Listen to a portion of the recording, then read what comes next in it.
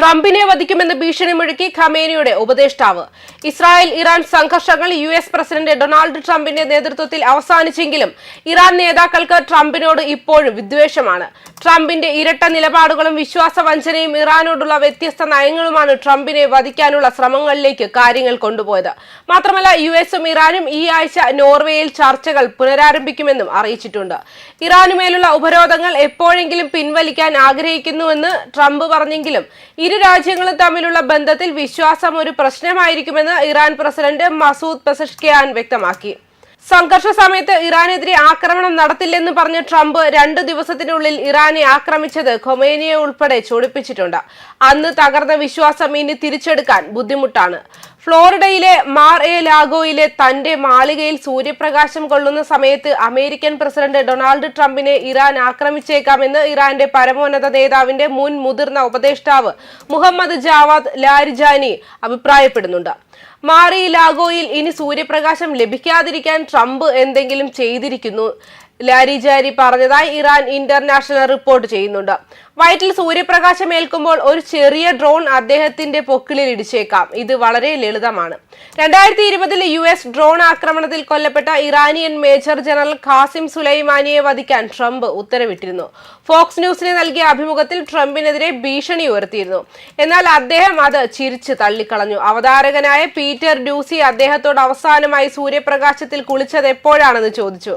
Trump മറുപടി പറഞ്ഞു, വളരെ കാലമായി, എനിക്കറിയില്ല, ഒരുപക്ഷെ എനിക്ക് 7 വയസ്സ് പ്രായമായിരിക്കാം, എനിക്കതിൽ വലിയ താല്പര്യമില്ല എന്നും അദ്ദേഹം കൂട്ടിച്ചേർത്തു.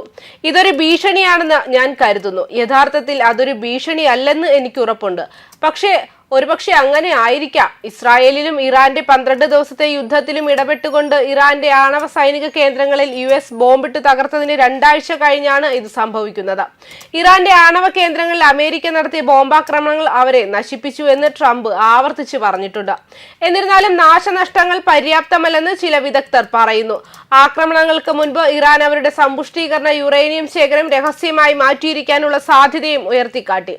ഇറാന്റെ യുറേനിയം മാറ്റിയിട്ടില്ലെന്നും ആണവ കേന്ദ്രങ്ങളിൽ തന്നെ ഉണ്ടെന്നും ഇന്റലിജൻസ് വിവരങ്ങൾ സൂചിപ്പിക്കുന്നതായി ഒരു ഇസ്രായേലി ഉദ്യോഗസ്ഥൻ വ്യക്തമാക്കി.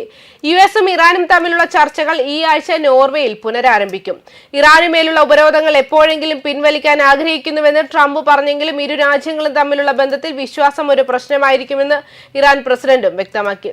കാൾസനുമായുള്ള അഭിമുഖത്തിലാണ് അദ്ദേഹം വ്യക്തമാക്കിയത്. ഇറാന്റെ ആണവ സമ്പുഷ്ടീകരണ പദ്ധതി പരമോന്നത നേതാവ് ആയത്തുള്ള അലി ഖൊമേനി അവസാനിപ്പിച്ചില്ലെങ്കിൽ വീണ്ടും ബോംബിടുമെന്ന് ട്രംപ് ഭീഷണിപ്പെടുത്തി. നിലവിൽ ട്രംപിന്റെ ചില നയങ്ങൾ ലോകമെമ്പാടുമുള്ള ചില രാജ്യങ്ങളെ തകർക്കുന്ന രീതിയിലാണ് തീരുവകൾ ചുമത്തിയിരിക്കുന്നത്. ബ്രിക്സ് രാജ്യങ്ങൾക്ക് മേൽ അധിക തീരുവ ചുമത്തുമെന്ന് US പ്രസിഡന്റ് ഡൊണാൾഡ് ട്രംപിന്റെ ഭീഷണി തള്ളി Brazil president Luiz Inacio ലുലാ da Silva. ലോകം മാറിയിരിക്കുന്നു, നമുക്കിനി ചക്രവർത്തിമാരെ ആവശ്യമില്ലെന്നാണ് ബ്രസീൽ പ്രസിഡന്റ് പ്രതികരിച്ചത്. റിയോ ഡി ജനീറോയിൽ നടന്ന ബ്രിക്സ് ഉച്ചകോടിയുടെ അവസാന ദിവസമാണ് ബ്രസീൽ നയം വ്യക്തമാക്കിയത്. ആഗോള സമ്പദ് വ്യവസ്ഥയെ നിയന്ത്രിക്കാൻ പുതിയ വഴികൾ നോക്കുന്ന ഒരു കൂട്ടം രാജ്യങ്ങളുടെ സംഘടനയാണ് ലുലാ ഡാ സിൽവ ബ്രിക്സിനെ വിശേഷിപ്പിച്ചത്.